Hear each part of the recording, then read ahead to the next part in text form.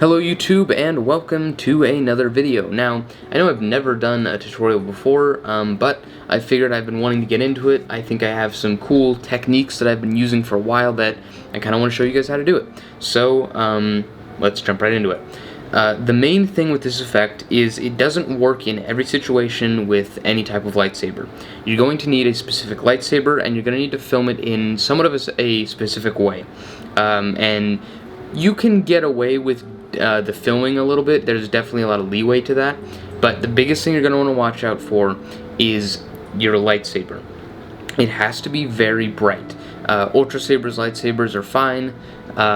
Galaxy's Edge lightsabers, those work as well, and there's a few other types, but just make sure that it's really bright. For filming, you're going to want to make sure that the lightsaber is the brightest thing in the scene, because when you apply the effect, if you want to make it very easy, if your lightsaber is easily the brightest thing in the scene, there's no other lights in the scene that are visible, then it's going to be a piece of cake. It's going to take you 2 seconds, and it's just going to be a good time.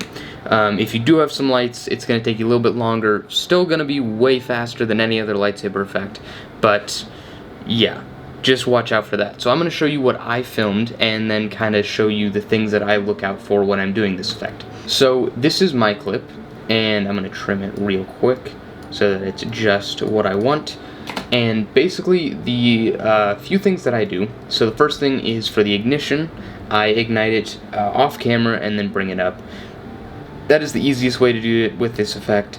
If you want, you can animate it and actually make it ignite. If you're gonna do that, you need to do a couple things. First thing, make sure you're kind of posed like I am. The blade should be away from your face and it should not cross any part of your body, because what you're gonna have to do is get a clean plate. And all a clean plate is just you have the shot on a tripod, and then after the shot you walk off and you get a couple of seconds of just the blank shot. Because then what you would do is I could put that shot underneath this one and then cut out the blade. But you can't do that without the clean plate, because if you tried to do that, it's just going to leave you with a black void. So you need a shot to go behind it in order to do that. And if the blade is crossing over your body and you try and mask it out, it's going to look really bad. It's not going to work. So those are the things you're going to have to look out for. The other thing is making sure that it's dark. You can't do this at middle of the day. It's not going to work. And if that's what you're doing, what you're filming for, I'm sorry, you're just going to have to do it the regular way. And that's definitely something that I have looked out for, because I've used this effect a lot, and I've basically written for it. Every time I know I'm going to do lightsabers, I will write so that I can use this effect, because it is so much faster. So yeah, that's kind of all the pre-production stuff out of the way. So once you finally have your shot, and I would definitely say test this before you do it.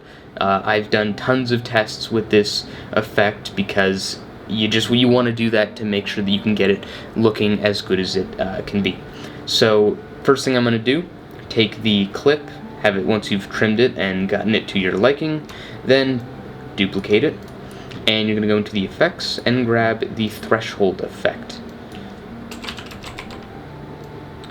Plop that on there, and as you can see, it's already been rotoscoped, and that's going to be the core of the blade.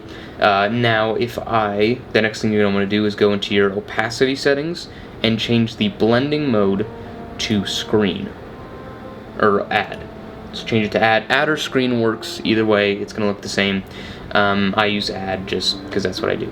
But one thing you can already notice is that it doesn't quite do it all the way, because it's a little dim at the top. So all you have to do is go into your threshold effect and just make it a little bit more intense. Now, one thing you do have to watch out for, because you don't want to just make it as intense as possible, because then it's all white, and you can see if you make it too intense, it goes on all of this stuff because it's bright. And so you just want to make sure you get it perfectly so that you've got your lightsaber covered, but nothing else. As we can see, there's a little part of the clip, it looks like right here, where it does go on my face.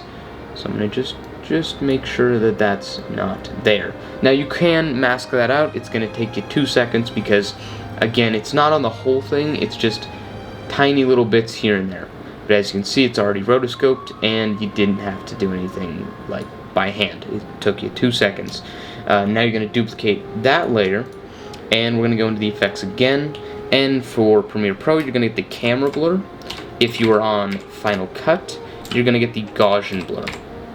For whatever reason, the Gaussian blur doesn't like Premiere Pro, so it just doesn't work with this effect. So once you have that, just drop it onto your clip, and there you go. Now it's glowing. It looks great. Looks amazing. You can adjust the glow, obviously, because if you don't want that much glow, you can kind of take it down a bit. And then to give it the color that you want, you're going to go into your color settings and find the curves on Premiere Pro. That's where it is on. That's what I use. You can use the color wheels or whatever they have on Final Cut. That works too. And then go into your color settings. I go to the curves, select the green color, and then simply increase that. And then if you want to kind of customize it to get it to a green that you like, I usually will like take away some blue, and I think that looks pretty darn good. You can kind of play around with it and try to find something that you like.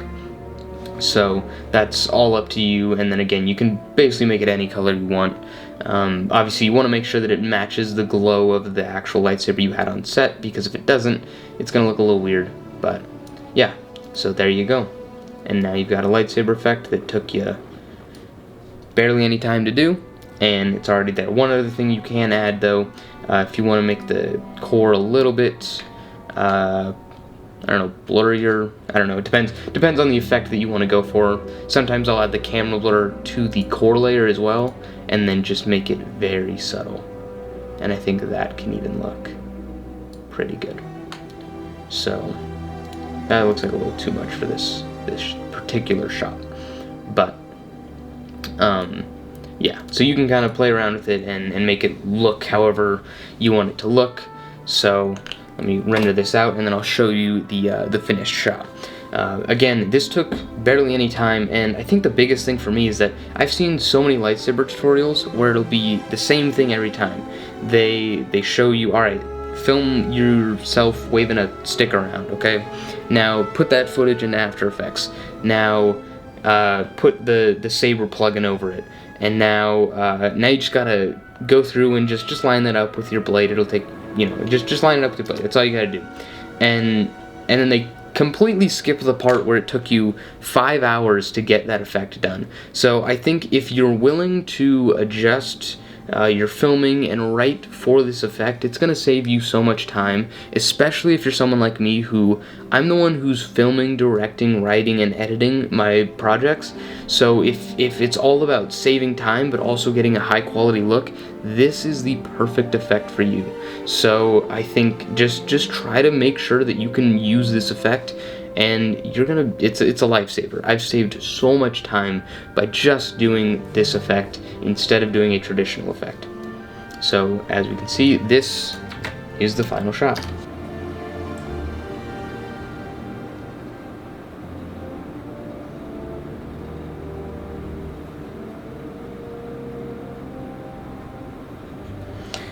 Now, obviously you're going to want to add some effects. I didn't trim that perfectly, but this is just a test after all. This is not, a finished, completely polished off and finished product. But as you can see, looks very good, And as far as masking goes, the only time you're going to have to do that is when you have two different colors and they cross.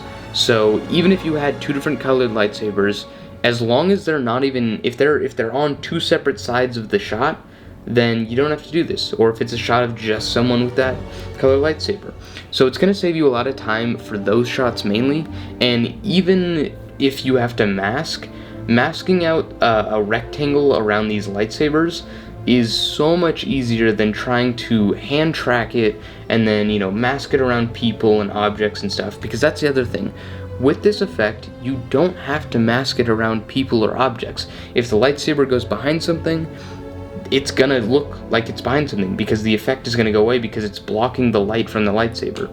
So you're not gonna have to do that at all. and it's gonna just save you so much time. So, with that being said, that's all I've got for you today. Thank you so much for watching, and I will see you in the next video. Bye-bye for now.